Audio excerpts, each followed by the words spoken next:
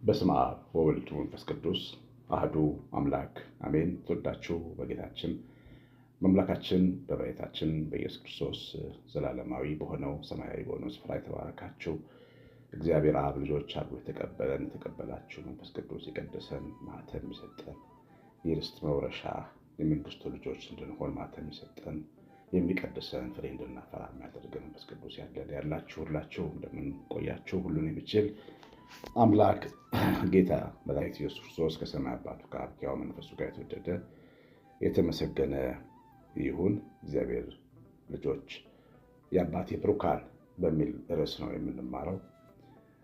ሰሞኑን አንድ ጉባኤ ላይ ተገኝቼ አንዱ ትልቅ ካህን አባት ሕዝቡን ሰላምታ ሲሰጡ እናንተ የእግዚአብሔር አብ ብሩካን እንደምን አላችሁ ሲሉ በጣም ነው ልቤ የተነካው። በቃሉ መጽሐፍ ቅዱሳዊ ቃል ነው።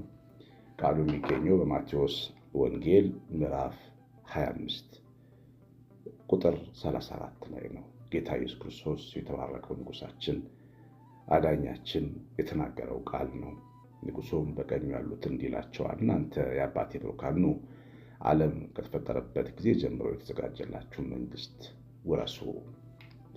እንግዲህ የአባቴ ብሩካን ብሎ ይህንን የተባረከ ቃል ካፉ የሚያወጣ ንጉስ የተባለ የታረደው በግ ኢየሱስ ክርስቶስ ነው።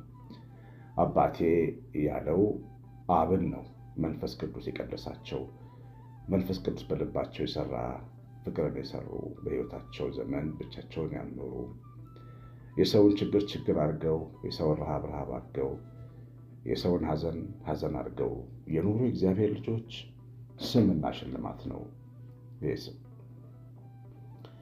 እግዚአብሔር ልጆች የአባቴ ብሩካን መባል ዝም ብሎ ለማንም የሚሰጥ አይደለም። እግዚአብሔር የባረካችሁ አብ የባረካችሁ ማለት ነው። አብ ያገዛችሁ ማለት ነው። የአባቴ ብሩካን ማለት ያለ እግዚአብሔር እርዳታ ማንም ሰው መልካም ነገር ሊሰራ አይችልም። ነፃ ፈቃዱን በሰጠ ጊዜ እግዚአብሔር አብ ያንን ሰው ይደግፈዋል፣ መልካም እንዲሰራ ያደርገዋል። ዳዊት ከአንተ በቀር በጎነት የለኝም ይላል። አንተ አጠገቤ ካልቆምክ ፈቃዴ ብቻ በጎ አያደርገኝም፣ መሻቴ ብቻ በጎ አያደርገኝም። ታውቃላችሁ፣ በጣም ብዙ ሰዎች መልካም ማድረግ ይፈልጋሉ። የሚፈልጉትን ያክል ግን መልካም አያደርጉ። እግዚአብሔር አብ የደገፋቸው ናቸው መልካም የሚያደርጉት። እግዚአብሔር አብ የደገፋቸው የለኮሳቸው ሻማዎች ናቸው የሚበሩት። አሁን እነዚህ መቅረዞች ናቸው፣ መብራቶች ናቸው። እነዚህ ነፍሳት ናቸው። በእግዚአብሔር አብ መንግስት በጌታችን በኢየሱስ ክርስቶስ በንጉሠ ነገሥታችን መንግስት ስማቸው የአባቴ ብሩካን የተባሉ ሰዎች ዝም ብለው ስም የተሰጣቸው አይደሉም። መብራቱ ሲለኮስባቸው መንደድ የቻሉ ናቸው። ይኸውላችሁ በጠረጴዛ ላይ የሚቀመጠው ኩራዝ ሁሉ አይበራም። ኩራዙ እንዲበራ በውስጡ ዘይት ያስፈልገዋል። ስለዚህ ክብሪቱ ያንን ኩራዝ ሲለካ መንደድ የሚችለው በውስጡ ዘይት ያለው ነው።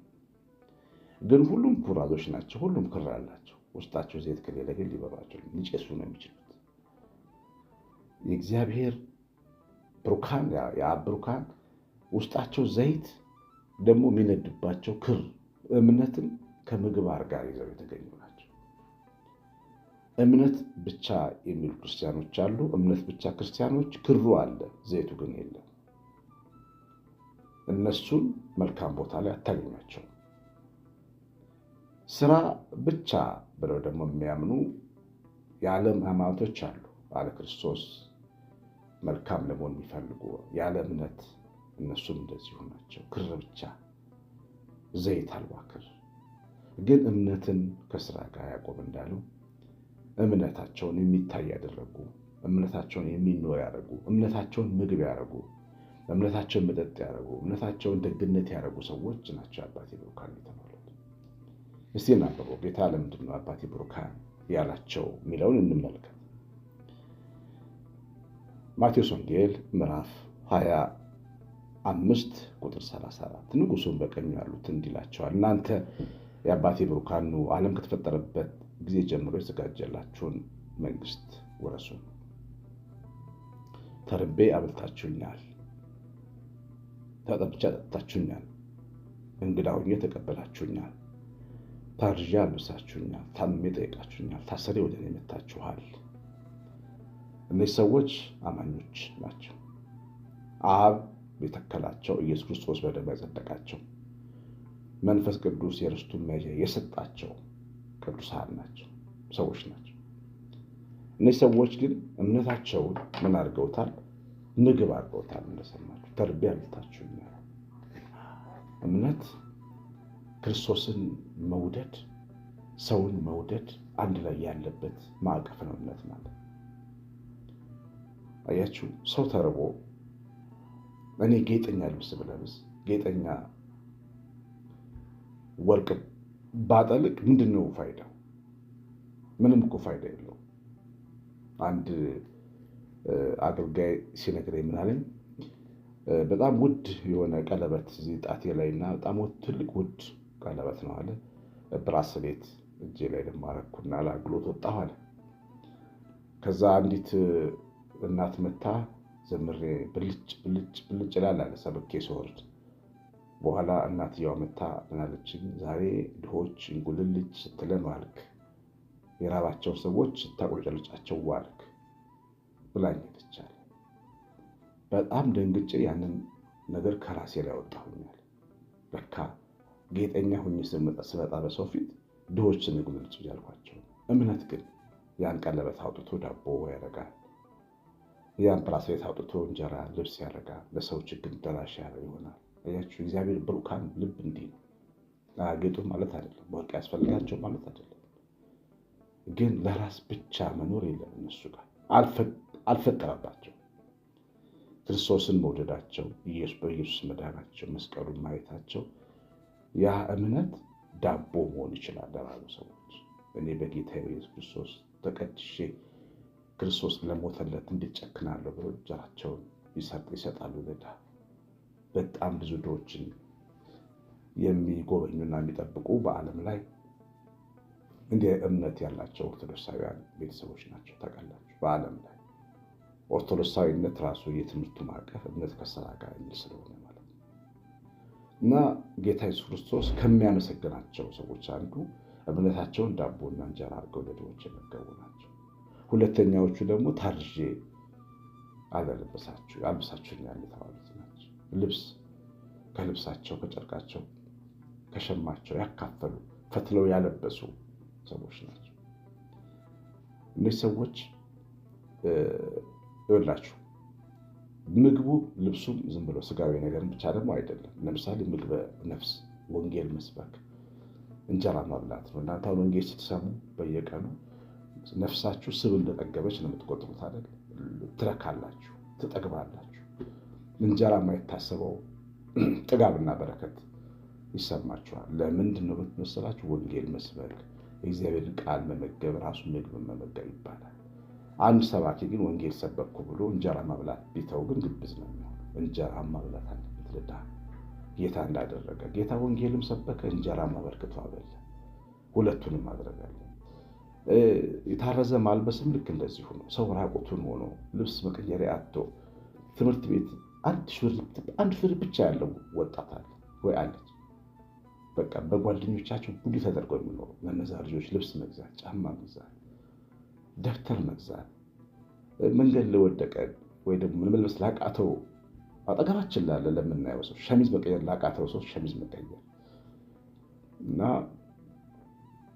እኔ ኢትዮጵያ ውስጥ ድሆችን የት መሰላችሁ ናቸው? ስራ ሜዳ ላይ ነው የሚያቸው የሚሰሩ ሰዎች ናቸው። በጣም ድሆች ኢትዮጵያ ውስጥ የሚለምኑ አይደሉም። የሚለምኑ ምግብም እንትን ብትሰጧቸው ልብስም ሸጠውት፣ ለምን ንጹህ ልብስ ቢለብስም ይሸጣቸው የለም። ሸጠውት ዳቦ ወይም ደግሞ ሌላ ነገር ነው የሚያደርጉት። በትክክል ልብስ የሚያስፈልጋቸው ሰዎች አሉ። ድሆች የሆኑ ግን የሚሰሩ 2000 ብር ደሞዝ ያላቸው ዛሬ ገበያ ወጥታችሁ 2000 ብር አይበቃችሁም ለአንድ አስቤዛ፣ ግን ደሞዛቸው 2000 ብር የሆኑ ሰዎች አሉ። እነዚህ ሰዎች የ1000 ብር ሸሚዝ፣ የ800 ብር ጃኬት፣ ሱሪ መግዛት አይችሉም። ጥበቃዎች፣ መንገድ ላይ የሚቆሙ ተሸካሚ፣ ሰርተው በሎች አሉ የሚሰሩ በጣም ብዙ ድሆች እንደነሱ አይነት ሰዎች ናቸው። የቀን ስራ የሚሰሩ እና ሰርተው ኑሮን ለማሸነፍ ይታገላሉ። ግን ንትብ ያለ ልብስ ለብሰው ነው የሚሄዱት።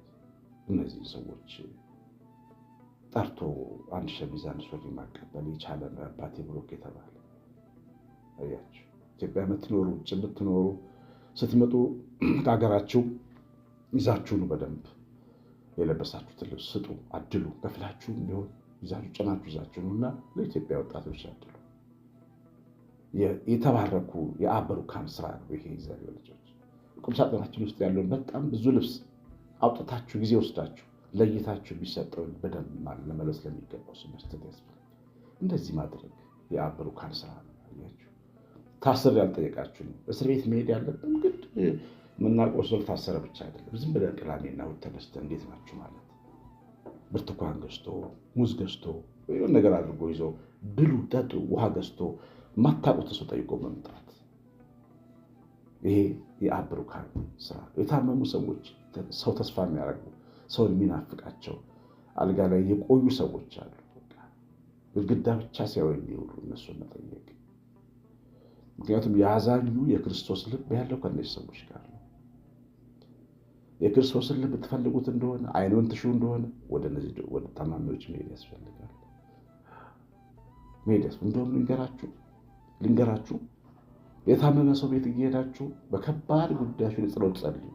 እዛ ሆናችሁ እኔ ችግር አለብኝ ጌታዬ፣ አንተ ታመህ ተኝተህ ነው የማገኘው ብላችሁ ኢየሱስ ክርስቶስ ጋር እንደምንሄድ አድርገን አምነን መውጣት አለብን። እዛ የታመሙን ጠይቃችሁ ይጸልያችሁ ተመልሳችሁ ነው ጸሎታችሁን ስመልስ ታይታላችሁ። እና የአባቴ ብሩካን ሆነን በምድር ላይ መታየት የምንችልባቸው ትልቅ የወንጌል ፍሬዎች ናቸው። እግዚአብሔር እኛ ብዙዎቻችን እንደዚህ ያለ ኦርቶዶክሳዊ ቤተሰቦች እንደዚህ ነው። ሌሎችን ቤተ እምነት ሰዎች የምታዳምጡ አላችሁ።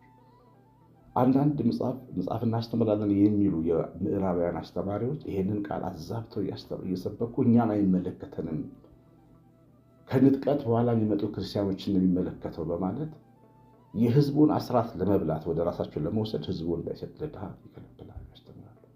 ህዝቡ ለድሃ ከሰጠ ለእነሱ ስለማይሰጥ አይዶን ነው። እናንተ ጋር ምን ትምህርት እንደምትማሩ የሌላ ቤተ እምነት ሰዎች ትምህርት የምታዳምጡ፣ የጌታ ወንጌል ግን አይሸቀጥም፣ አይለወጥም። እውነት ነው።